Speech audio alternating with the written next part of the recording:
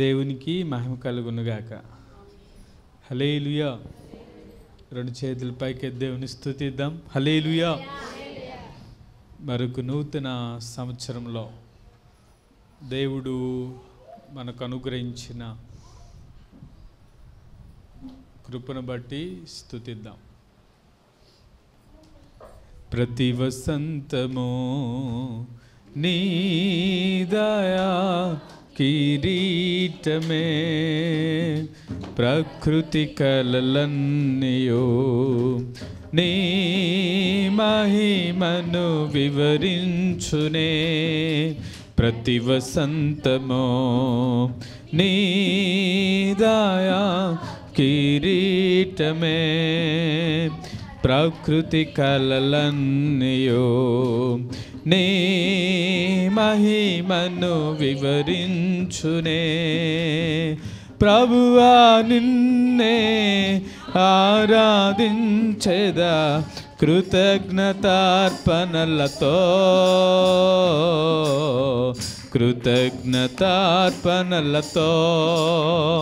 ప్రభువా నిన్నే ఆరాధించెదా కృతజ్ఞతార్పణలతో, కృతజ్ఞతార్పణలతో. అత్యున్నత సింహాసనముపై ఆసీనుడా, దేవదూతలు ఆరాధించు పరిశుద్ధుడా. హల్లెలూయా.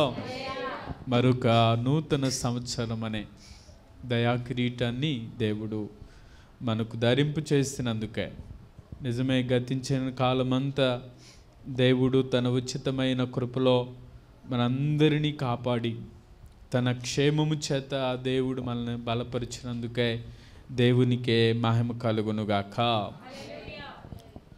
సరే, వాక్య ధ్యానంలోనికి వెళ్దాం. హగ్గీ గ్రంథం 2వ అధ్యాయం 19వ వాక్యం.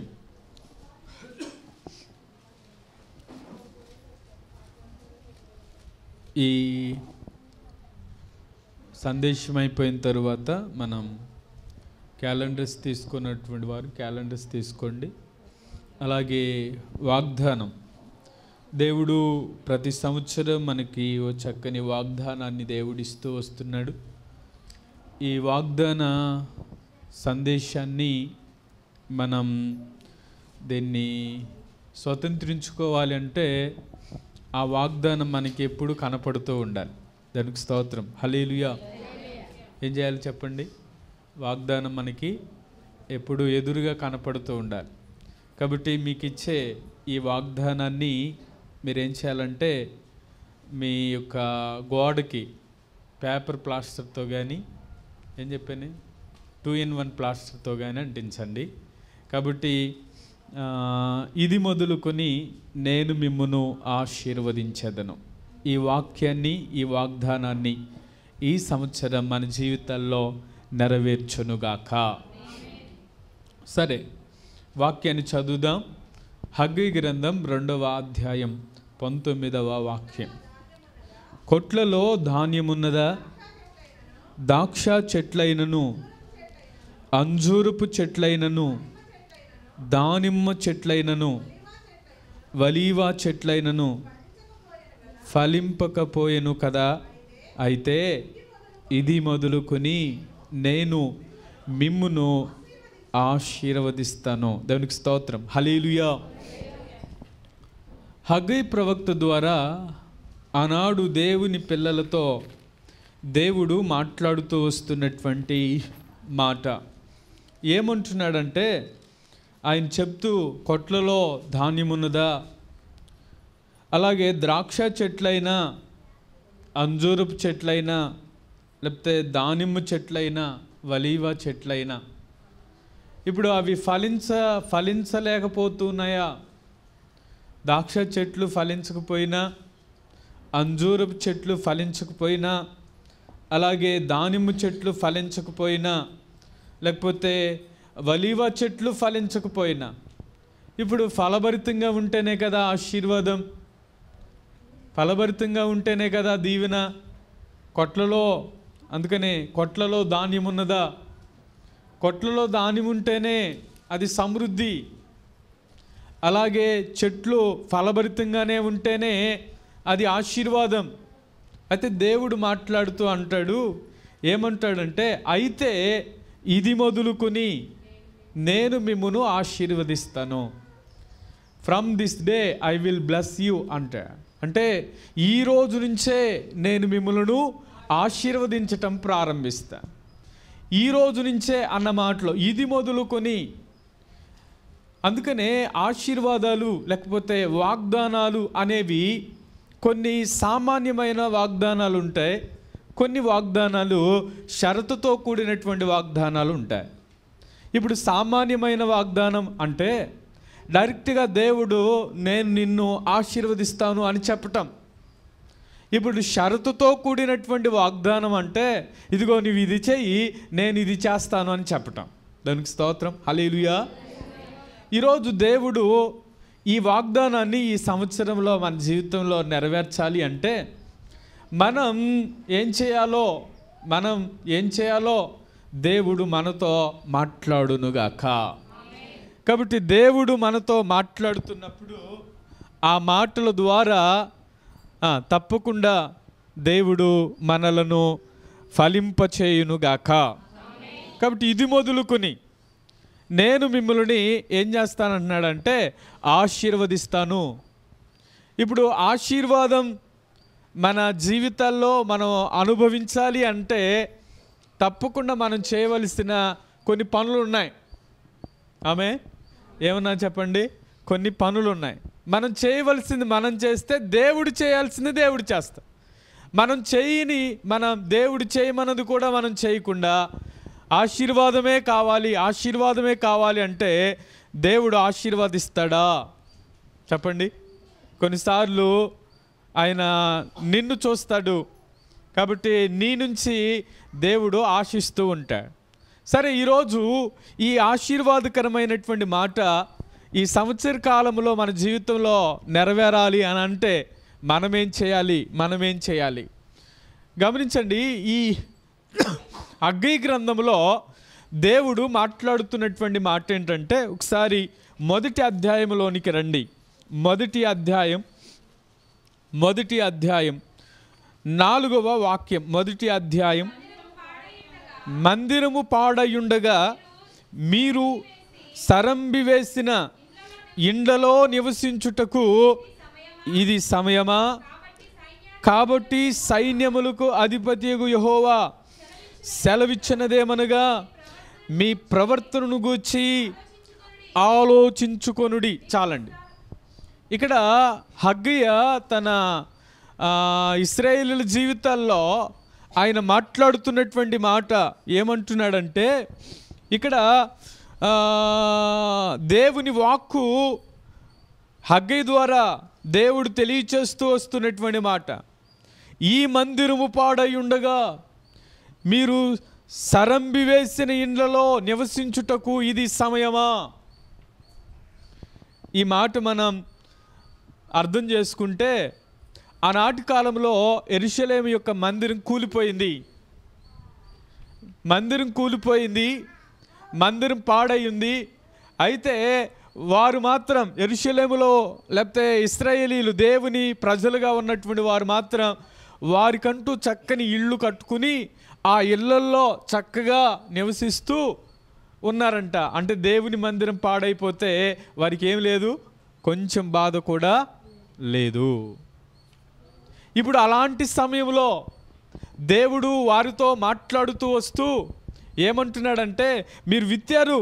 చూడండి తర్వాత వాక్యం, 6వ వాక్యాన్ని చదివితే, మీరు విస్తారంగా విత్తినను మీకు కొంచెమే పండెను, మీరు భోజనము చేయుచున్నను ఆకలి తీరకున్నది, పానము చేయుచున్నను దాహము తీరకున్నది, బట్టలు కప్పుకొనుచున్నను చలి ఆగకున్నది, పనివారు కష్టము చేసి జీతం సంపాదించుకొనినను జీతము చినిగిపోయిన సంచిలో వేసినట్లు ఉన్నది.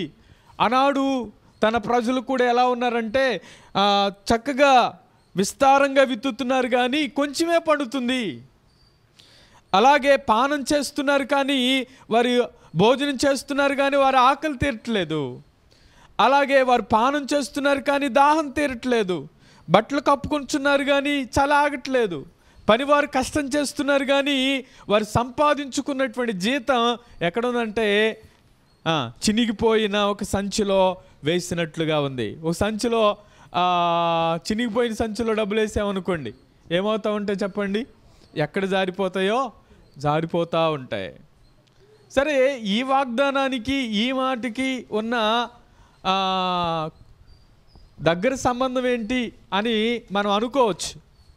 ఎప్పుడైతే మందిరం పాడైపోయిందో అలాగే వారు ఏ పని చేసినా వారిలో ఆశీర్వాదం కనబట్టలేదు. తిరిగి 2వ అధ్యాయంలో మనం 4వ వాక్యాన్ని చదివితే ఆయనను యెహోవా ఆజ్ఞ ఇచ్చినదేమనగా, జెరుబ్బాబెలు ధైర్యము తెచ్చుకొనుము, ప్రధాన యాజకుడగు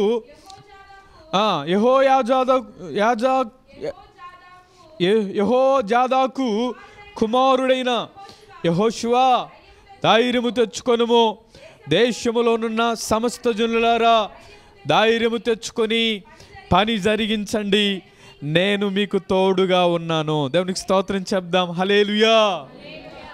ధైర్యం తెచ్చుకొని పని జరిగించండి, నేను తోడుగా ఉంటా. అంటే మందిరం కట్టడానికి ధైర్యం తెచ్చుకుని వారు పని జరిగించారో దేవుడే వారికి తోడుగా ఉండి నడిపిస్తూ వచ్చాడు.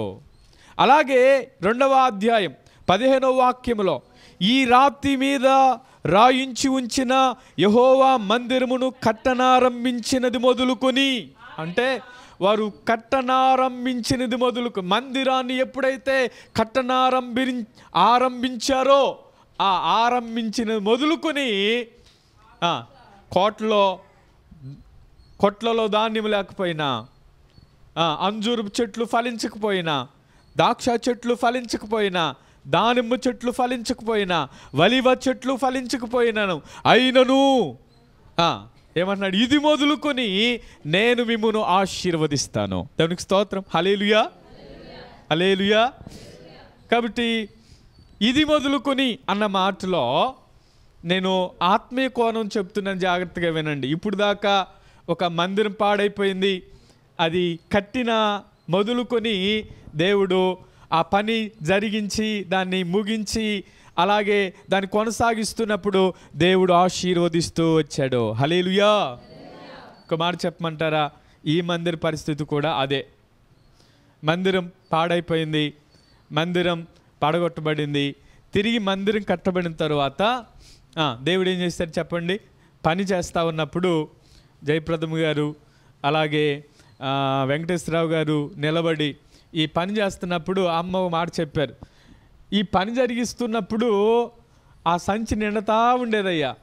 పని ఎప్పుడైతే ముగించిందో ఆ సంచిలోకి డబ్బులు రావటం ఆగిపోయినాయి అని చెప్పారు. దానికి స్తోత్రం చెప్దామా? హల్లెలూయా. ఇది మందిర పని. ఈరోజు కొంచెం ముందు కూడా అంజనమ్మ గారి కుమారుడు సురేష్ బాబు గారు అంతకుముందు వచ్చినప్పుడు అవన్నీ బండ్లు కుంగిపోయి ఉన్నాయని చెప్పి వాటిని తీయడానికి దేవుడు సహాయం చేశాడు. హల్లెలూయా. కాబట్టి ఈరోజు నేను అంటాను, మందిర పనిలో దేవుడు తోడై ఉండి నేను మిమ్మును ఆశీర్వదిస్తాను అంటున్నాడు. దేవునికి స్తోత్రం. హల్లెలూయా. ఇది ఆత్మీయంగా తీసుకుందాం. ఈరోజు ఆత్మీయంగా ఎలా అంటే, నీ హృదయమే దేవుని ఆలయం. మీ పక్కన వారితో చెప్పండి, నీ హృదయమే దేవుని ఆలయం. ఇప్పుడు నీ హృదయం పాడైపోతే దేవుడు నిన్ను ఆశీర్వదిస్తాడా? ఇప్పుడు మందిరం పాడైపోయింది, వారు మాత్రం చక్కని గృహాల్లో ఉన్నారు. అయితే వారు విత్తారు కానీ పంట సరిగా రావట్లేదు. కానీ మందిరం ఎలా మరలా కట్టడం ప్రారంభించిన తరువాత ఇది మొదలుకొని నేను మిమ్మును ఆశీర్వదిస్తాను. దానికి స్తోత్రం చెప్దాం. హల్లెలూయా. కాబట్టి ఇది మొదలుకొని నీ మందిరం, నీ హృదయం అనే మందిరం, నీ ప్రవర్తన, అందుకనే ఆ మాటలో అంటాడు, నీ ప్రవర్తన ఏం చేయాలంట? ఆలోచించుకో, నీ ప్రవర్తనను గురించి ఆలోచించుకో. ఇప్పుడు మన హృదయాన్ని గురించి మనం ఏం చేయాలంటే ఆలోచించుకోవాలి. హృదయం అన్నిటికంటే మోసకరమైనది అని దేవుని వాక్యం తెలియచేస్తాం. ఇంకో మాట చెప్పమంటారా? ఆ మోసకరమైన హృదయాన్నే దేవుడు కూడా కోరుకున్నాడు. ఆమె మోసంగా ఉన్నప్పుడు కోరుకున్నాడు, దాన్ని పరిశుద్ధంగా మార్చి అది శుద్ధమైన హృదయముగా దేవుడు చేయునుగాక. కాబట్టి ఈరోజు దేవుడు మన హృదయాన్ని పరిశుద్ధపరచునుగాక. ఈ హృదయం పరిశుద్ధపరచబడడానికే యేసయ్య ఈ లోకానికి వచ్చా. అపోస్తుల కార్యముల గ్రంథం 3వ అధ్యాయం చదవండి. అపోస్తుల కార్యముల గ్రంథం 3వ అధ్యాయం చివరి వాక్యాన్ని మీరు చదివితే, చివరి వాక్యం, దేవుడు తన సేవకుని పుట్టించి మీలో ప్రతివానిని వాని దుష్టత్వము నుంచి మళ్ళించుట వలన మిమ్మును ఆశీర్వదించుటకు ఆయనను మొదట మీ యొద్దకు పంపేనని చెప్పాను. దేవునికి స్తోత్రం చెప్దామా? హల్లెలూయా. చూడండి, దేవుడు ఈ లోకానికి ఎందుకు వచ్చాడో చెప్తున్నాడు. ఇది మొదలుకొని ఒకవేళ నీ జీవితంలో నీ హృదయంలో ఉన్న వ్యర్థతను విడిచిపెడితేనే, నీ హృదయంలో ఉన్న కోపాన్ని విడిచిపెడితేనే, నీ హృదయంలో ఉన్న అవిధేయతను విడిచిపెడితేనే, నీ హృదయంలో ఉన్న అయోగ్యతను విడిచిపెడితేనే ఆయన అంటున్నాడు, నీ ప్రవర్తనను మీరు చూచుకోండి. హృదయ ప్రవర్తన. దేవుడు ఏం కోరుకుంటున్నాడంటే హృదయ మార్పిడి కోరుకుంటున్నాడు. దేవునికి స్తోత్రం చెప్దాం. హల్లెలూయా. ఇప్పుడు ఏ మార్పిడి కావాలంటే హృదయ మార్పిడి కావాలి. అందుకనే దేవుడు తన సేవకుని పుట్టించి మీలో ప్రతివానిని వాని దుష్టత్వము నుంచి మళ్ళించుటకు మిమ్మల్ని ఆశీర్వదించుటకు ఆయన మొదట మీ యొద్దకు పంపబడి, యేసయ్య ఈ లోకానికి పంపబడడానికి గల కారణం ఇదే. యేసయ్య ఈ లోకానికి రావడానికి కారణం ఇదే. ఏంటంటే దేవుడు తన సేవకుని పుట్టించి, ఈ సేవకులు ఎవరంటే యేసుక్రీస్తు వారే. ఆయన ఈ లోకానికి వచ్చి మీలో ప్రతివానిని వాని దుష్టత్వము నుంచి మళ్ళించటం, వారి పాపము నుంచి విడుదల పొందటం, అలాగే వారికి ఉన్న శాపము నుంచి విడుదల పొందడానికే యేసయ్య ఈ లోకానికి వచ్చి మన కొరకు కల్వరి సిలువలో ఆయన రక్తాన్ని కార్చి, చివరి రక్తము బిందు వరకు మన కొరకు ఆయన కార్చి, ఆయన చనిపోయి సమాధి చేయబడి తిరిగి లేచినటువంటి దేవుడు. దేవునికి స్తోత్రం చెప్దాం. హల్లెలూయా. 2 చేతుల పైకి దేవుని స్తుతిద్దాం. హల్లెలూయా. అందుకని ఆ మాట అంటున్నాడు, మీలో ఉన్న దుష్టత్వమును మళ్ళించుట వలన మిమ్మును ఆశీర్వదించడానికి. నేనంటాను, ఇది మొదలుకుని నీలో ఉన్న అవిధేయతలు విడిచిపెడితే, నీలో ఉన్న పాపాన్ని విడిచిపెడితే, నీలో ఉన్న అసూయను విడిచిపెడితే, నీలో ఉన్న ద్వేషాన్ని విడిచిపెడితే, నీలో ఉన్న దేవునికి ఏదైతే ఆయాసకరంగా ఉంటుందో దాన్ని విడిచిపెడితేనే నీవు ఆశీర్వదింపబడతావు. హల్లెలూయా. అందుకని అంటున్నాడు, ఇది మొదలుకొని నేను మిమ్మును ఆశీర్వదిస్తాను. నీ హృదయ మార్పిడి జరిగితే, హృదయంలోనికి రక్షణ వస్తే దేవుడు నిన్ను ఆశీర్వదించునుగాక. 3:8 కీర్తన 3:8 అంటాడు, రక్షణ యెహోవాది, నీ ప్రజల మీదకి ఆశీర్వాదం వచ్చునుగాక అని మాట్లాడతా. అంటే రక్షణ ఎవరిదంటే దేవుడే. మనల్ని రక్షించడానికి రక్షకుడుగా యేసయ్య ఈ లోకానికి వచ్చాడు. కాబట్టి రక్షకుడు ఆయన. కాబట్టి ఆయన మనల్ని రక్షించడానికి వచ్చాడు. కాబట్టి యెహోవా మనలను, ఆయన ప్రజల మీదకి ఆశీర్వాదం వస్తుంది అని దేవుని వాక్యం మనకి తెలియచేస్తాం. మొదటి విషయం ఏంటంటే, మనం దుష్టత్వము నుంచి మళ్ళించటం వలన, మార్పు చెందటం వలన, మన హృదయం దేవుని మందిరంగా మార్చటం వలన, మన హృదయమే దేవుని ఆలయం కాబట్టి ఈ హృదయం దేవాలయముగా మార్పు చెందటం వలన దేవుడు మనల్ని ఆశీర్వదిస్తాడు. 4 విషయాలు చెప్తాను, జాగ్రత్తగా వినండి. మొదటి విషయం ఏంటంటే, హృదయం దేవునికి ఇష్టకరమైతే దేవుడు నిన్ను ఆశీర్వదించునుగాక. రెండవది చూడండి, ద్వితీయోపదేశకాండం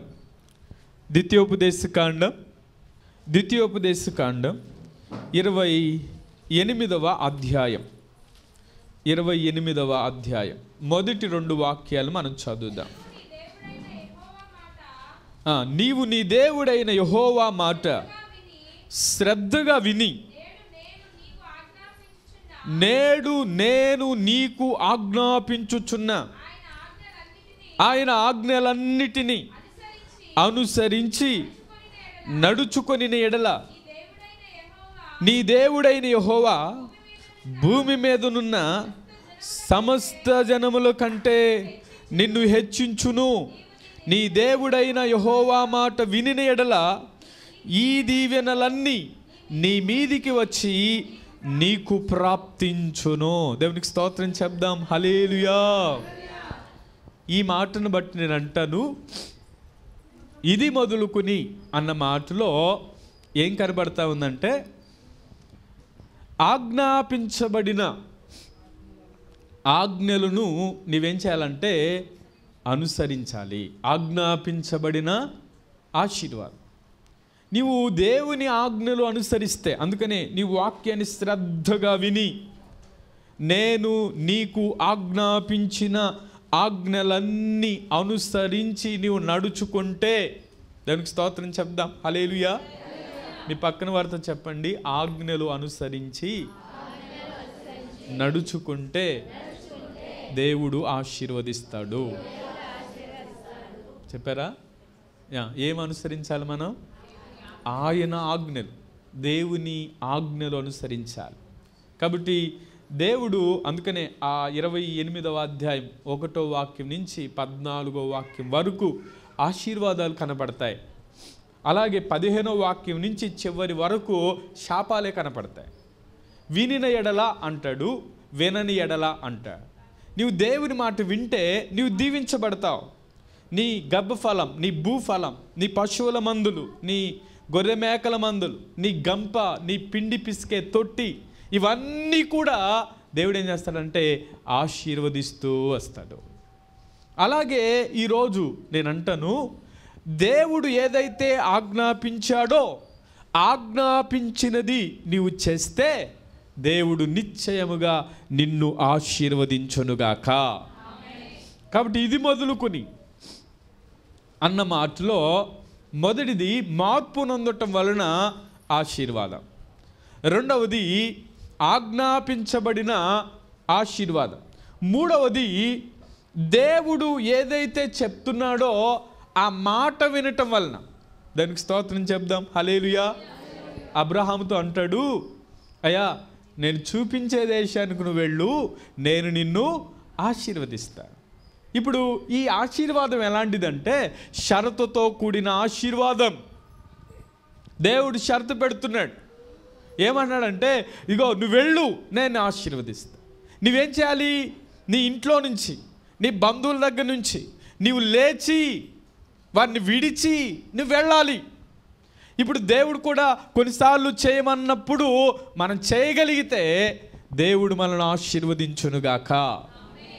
కాబట్టి దేవుడు మనతో మాట్లాడే మాట, దేవుడు మనతో చెప్పే మాట, మనం ఆ మాటకు విధేయత చూపించటం ద్వారా, ఆ మాట యందు విశ్వాసం ఉంచటం ద్వారా. అందుకని అబ్రహాం గురించి మనం చదివితే అతడు అన్ని విషయములలో ఆశీర్వదింపబడెను అని రాయబడి. ఎన్ని విషయాల్లో? అన్ని విషయాల్లో. దేవుడు అబ్రహాముని ఎలా ఆశీర్వదిస్తూ వచ్చాడంటే అన్ని విషయాల్లో ఆశీర్వదించాడు. ఒక మాట చెప్పాలంటే అతడు శరీరపరంగా ఆశీర్వాదకరంగా మార్చబడ్డాడు, అలాగే ఆత్మీయంగా కూడా ఆశీర్వదించబడ్డాడు. అనేకులకు, విశ్వాసులకు తండ్రిగా అబ్రహాము మార్చబడ్డాడు. ఈరోజు మన జీవితంలో అబ్రహాము ఆశీర్వాదానికి కారణం దేవుని మాటకు విధేయత చూపించటమే. పేతురు కూడా ఏమంటాడు తెలుసా?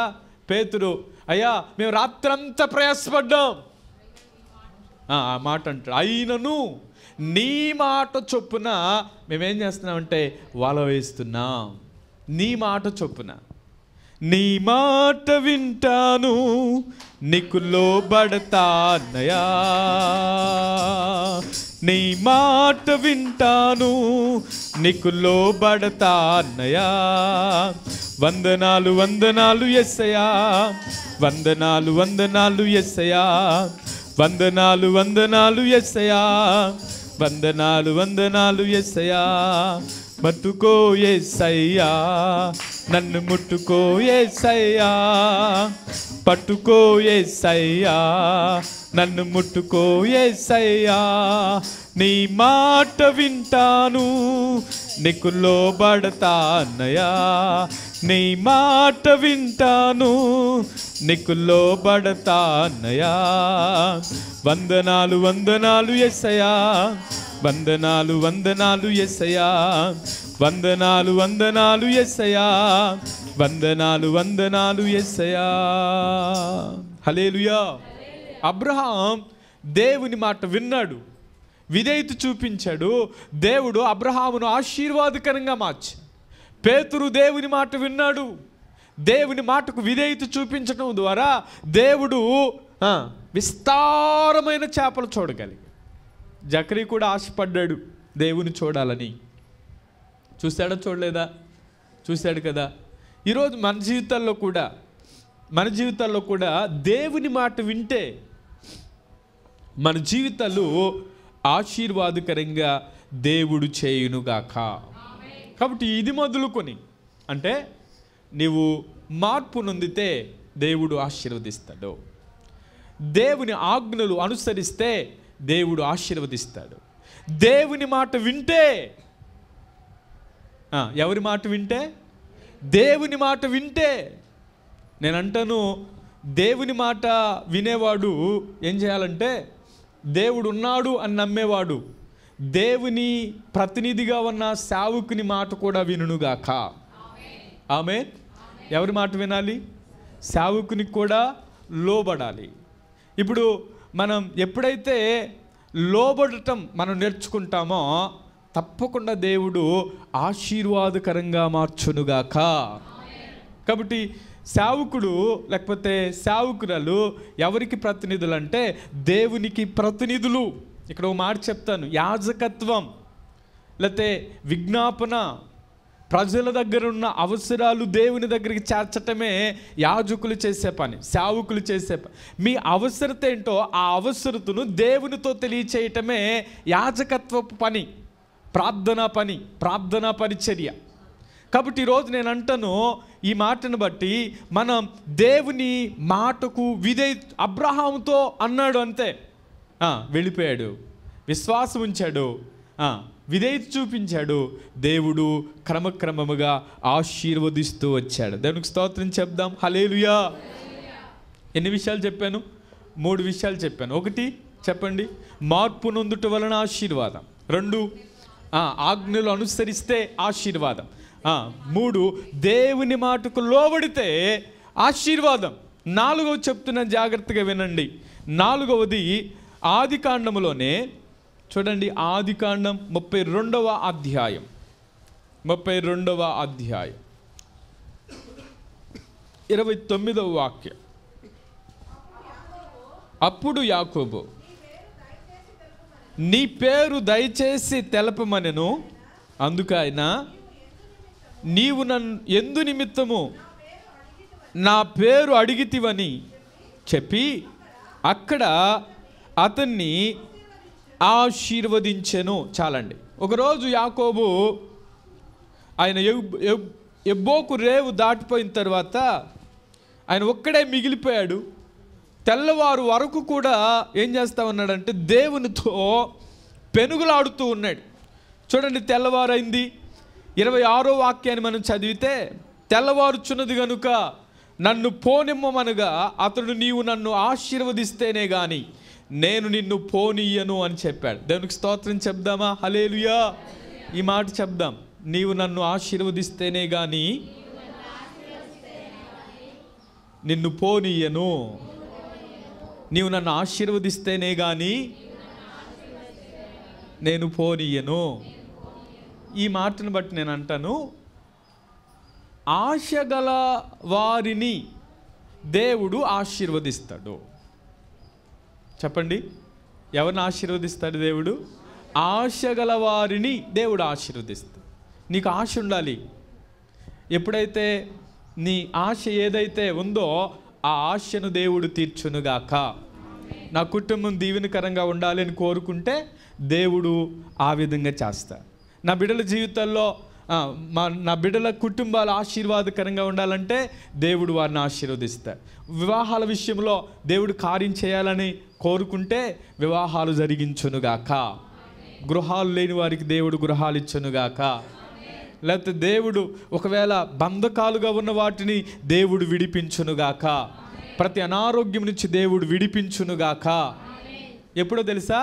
నీవు ఆశతో ప్రార్థన చేయాలి. అందుకని ఆ మాట అంటాడు, నీవు నన్ను ఆశీర్వదిస్తేనే కానీ నేను నిన్ను పోనీయను. ఖచ్చితంగా యాకోబు చెప్తూ, అయ్యా నువ్వు నన్ను ఆశీర్వదించు. ఎప్పుడైతే ఆశీర్వదించు అని ప్రార్థన చేశాడో అప్పుడు దేవుడు అంటున్నాడు, నీ పేరేంటి అని అడిగాడు. పేరేంటి అంటే యాకోబయ్యా. యాకోబు అంటే మోసగాడు. నీవు నీ పేరుని యాకోబు అని చెప్పావు కాబట్టి ఇక నీ పేరు యాకోబు కాదు, నీ పేరు ఇశ్రాయేలే. ఇశ్రాయేలే అంటే దేవునితో పోరాడి గెలిచినటువంటి వాడు. ఈరోజు దేవునితో మనం పోరాడితే, ఆశ కలిగి దేవుని సన్నిధిలో అడిగితే, అడగంది అమ్మైనా అన్నం పెట్టదు అంటారు, అవునా? కానీ మనం దేవుని సన్నిధిలో అడిగితే మన అక్కర్లు దేవుడు తీర్చునుగాక. కాబట్టి అడిగితే, అందుకని అడుగుడి మీకు ఇవ్వబడు, వెతుకుడి మీకు దొరుకును, తట్టుడి మీకు తీయబడు. కాబట్టి అడిగితే దేవుడు తప్పకుండా మన జీవితాల్లో గొప్ప కార్యాలు చేయునుగాక. కాబట్టి అడిగితే, దేవుని సన్నిధిలో అడిగితే ఆయన మన జీవితాల్లో గొప్ప కార్యాలు చేయటం ప్రారంభిస్తారు.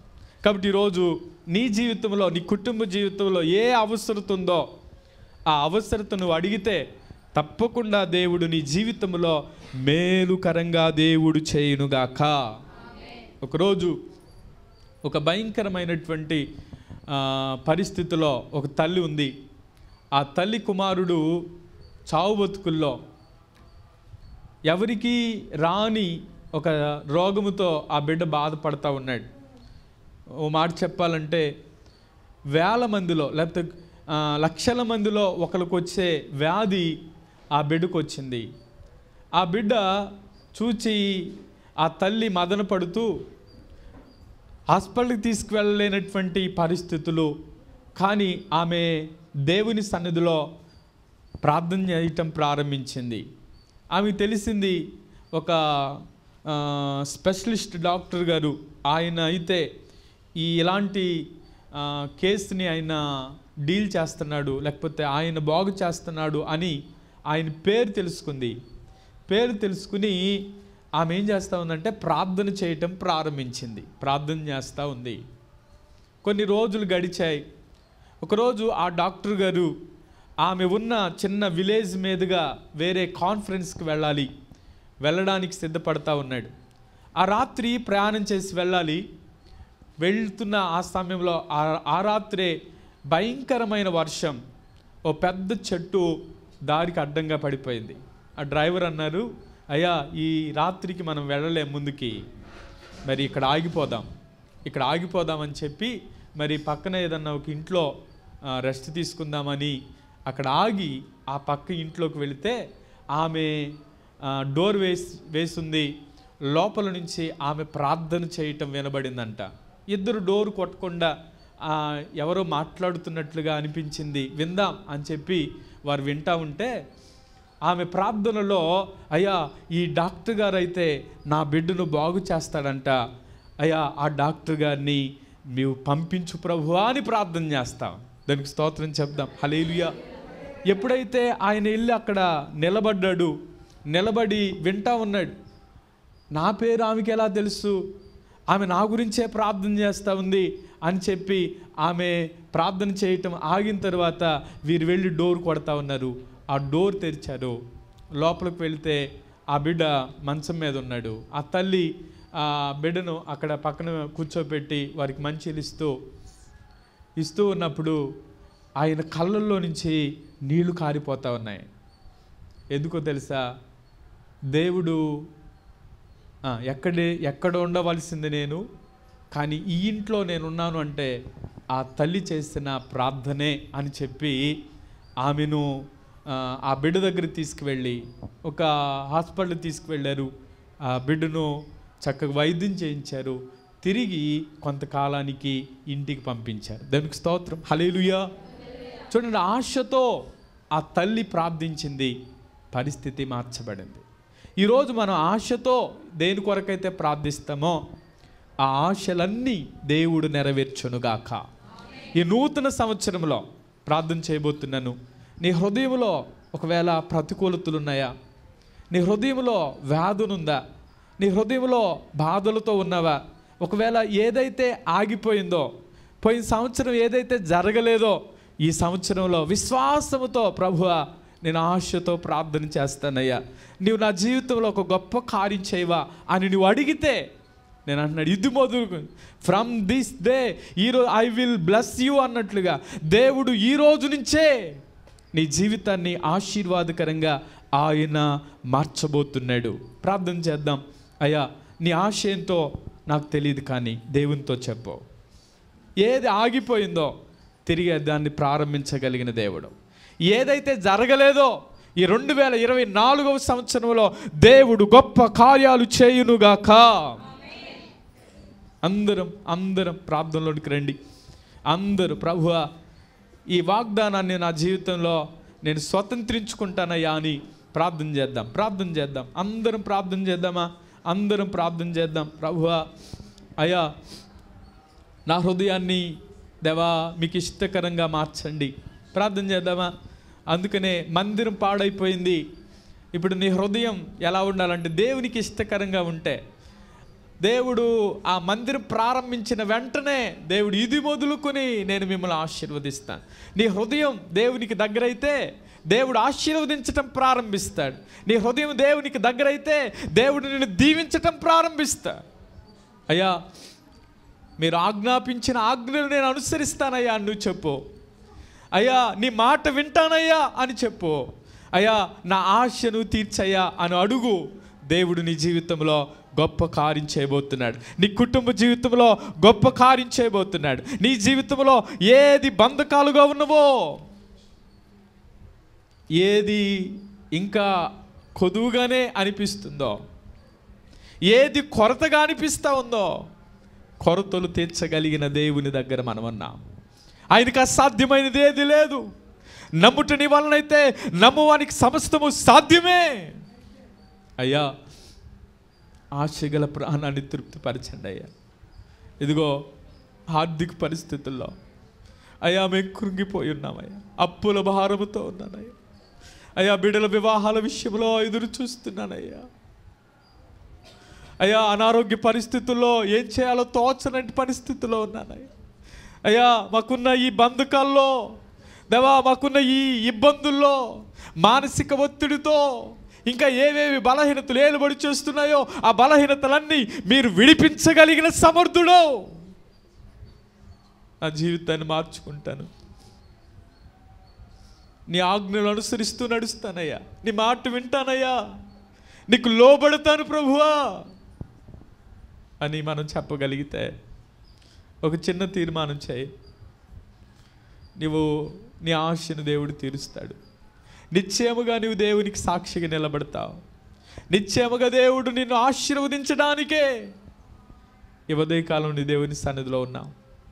ఈ 2024వ సంవత్సరం ఈ మొదటి దినమున ఈ వాగ్దాన సందేశం నీకోసమే. ప్రార్థన చేద్దాం. కృపగల తండ్రి, దాయగలిగినటువంటి దేవా, మీకు వందనాలు చెల్లిస్తున్నాం. నిశ్చయముగా ఇది మొదలుకొని నేను మిమ్మను ఆశీర్వదిస్తాను. మీ ఆశీర్వాదం దేవా మాకు కావాలయ్యా. యాకోబు అడుగుతున్నట్లుగా, నువ్వు నన్ను ఆశీర్వదిస్తేనే కానీ నేను నిన్ను పోనీయను అన్నట్లుగా అయ్యా మీరు మమ్మల్ని ఆశీర్వదించండి. మాకున్న బంధకాల నుంచి విడిపించండి. మాకున్న ప్రతి ఆటంకాలన్నీ మీరు కొట్టివేయండి. అయ్యా మీ కృపలో బలపరచండి. దేవా, ఈ యొక్క ఉదయకాలం మీ బిడ్డలు ఏ ఆశతో వచ్చారో దేవా, ఆశగల ప్రాణాలను తృప్తిపరిచి వారికి ఉన్న ప్రతి అక్కరులు తీర్చి మీరే మహిమ ఘనత ప్రభావములు పొందుకోమా మా ప్రియుడు రక్షకుడైన యేసయ్య నామములో అడుగుచున్నాము తండ్రి, ఆమేన్. మా అడ్రస్ పాస్టర్ శాంతిబాబు, షారోను ప్రార్థనా మందిరం, మాస్కో బజార్, కారంచేడు. మా ఫోన్ నెంబర్స్ 9951555037 మరి ఒక నెంబర్ 8317635573. మీ ప్రార్థనా అవసరతలకు సంప్రదించండి. తప్పక మీ కొరకు ప్రార్థిస్తాం. తప్పక దేవుడు మీ జీవితాల్లో కూడా గొప్ప కార్యాలు చేయునుగాక. God bless you. దేవుడు మిమ్మల్ని దీవించునుగాక.